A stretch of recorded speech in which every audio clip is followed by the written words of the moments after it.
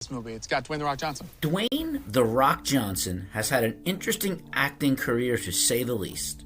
Jumping from the WWE in 2001 into films, he began with a bit part in The Mummy Returns and had his first feature film in 2002 with The Scorpion King. This was followed by Walking Tall and The Rundown. Now, these films showed that Johnson actually had some good acting chops. What followed was 38 feature roles over a 20-year period. Some, like the Jumanji movies and his role in the Fast and Furious franchise, were pretty successful. While others, like Black Adam and The Jungle Cruise, well, not so much. But the problem with Johnson is, despite all of these movies, can you honestly tell me one role that really stands out? Like, what is his defining role? Oh sure, he makes a lot of movies. Some of them do really well. But I'd be hard-pressed to really name a role in which he is known for. Other than being Dwayne The Rock Johnson. Now, this past weekend gave us the release of the movie The Smashing Machine, produced by A24 Studios. This is Dwayne Johnson's first foray into small, independent movies. So what do we have here? Is The Smashing Machine the pivot in his career that Johnson probably needs, leading him into maybe some more serious and memorable roles? Or is this a case of a limited actor biting off more than he can chew? Well, before we answer that, let's talk a little bit about the plot for the movie The Smashing Machine. And let you two chat. So here we find Mark the Smashing Machine Kerr. After failing to make the 1996 U.S. Olympic wrestling team, he becomes a dominant pioneer in the early days of the unregulated MMA fighting. He quickly finds success, winning multiple championships in both the UFC and the Japanese-based Pride Fighting Championships. While in Japan for a Pride tournament, he meets and begins a complicated relationship with Dawn Staples, played by Emily Blunt. Kerr's winning streak begins to take a toll on his body, and he develops a dependency on painkillers to manage the constant pain from his injuries. This, along with the toxic codependency of his relationship with Dawn, begins to take a toll on him both physically and mentally. Fight! Fight! So what works in this film? Well, let's get it out of the way. Dwayne The Rock Johnson is really excellent as Mark. I mean, there was never a question of him being able to physically look and act the part. All the fighting scenes in the ring, they're made for a man like Johnson. It's what he's done all his life. But it's really the out-of-the-ring stuff, his battle with addiction, his dealing with his toxic relationship, where he really shines as an actor.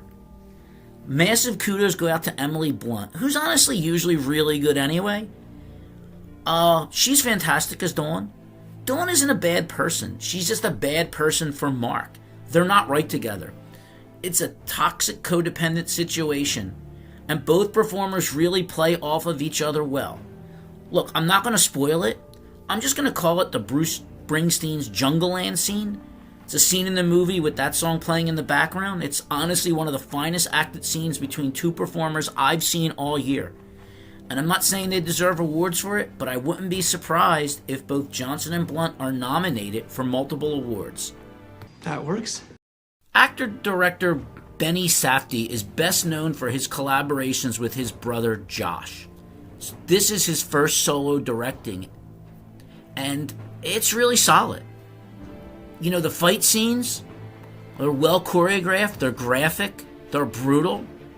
Excellent job directing. And the scenes between Blunt and Johnson, they're tense and well shot. In fact, all of your interpersonal scenes are really well done. What doesn't work in this film, however, is I really didn't know or learn much about either Mark or Dawn. I mean, yeah, we see them together. We see their 3-year relationship. We see all the ups and downs of it, but we don't really kind of get to know anything about what makes her tick, what made him tick, what got them to this point. I feel like just a little bit more character development would have made for stronger characters. I also found the story at times a bit too superficial. I feel like there were things in the story that should have been focused on, but instead were kind of glossed over. And then other things that were given a little bit more time to breathe maybe should have been given a little less time. And finally, the movie has a bit of an unconventional ending where it kind of just ends. Now, I'm not saying it's bad.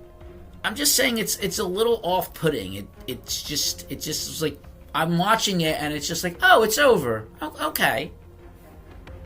That's odd. But despite the occasional missteps in this film, I found it highly enjoyable and a real revelation about what Johnson could be. Now, you don't have to be a fan of MMA or Ultimate Fighting to enjoy this movie. Hell, I'm not. I've never even heard of this guy before this movie. And I found myself pretty interested in learning more about him and learning more about his life. So yeah, it's a bit of an unconventional sports biopic, and maybe you've never heard of this guy, but that shouldn't matter. I recommend seeing this.